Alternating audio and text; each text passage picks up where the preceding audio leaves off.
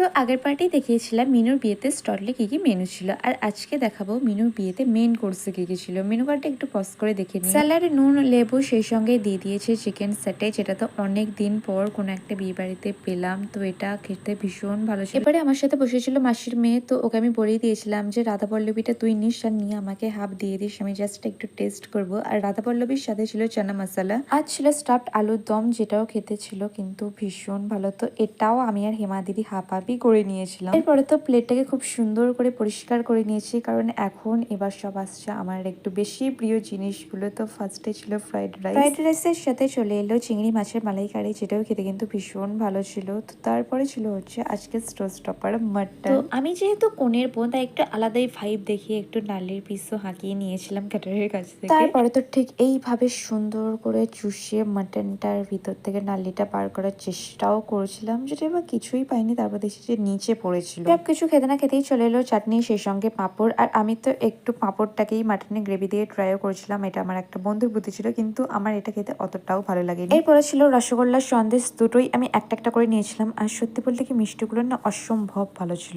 এরপরে ছিল রসমালাই, সেটার কথা আর আলাদা করে কি বা বলবো, সেটা তো খেতে দুর্ধর্ষ ছিল। আইসক্রিম আর স্টলেতেই পান, যেটা আমি খাই না।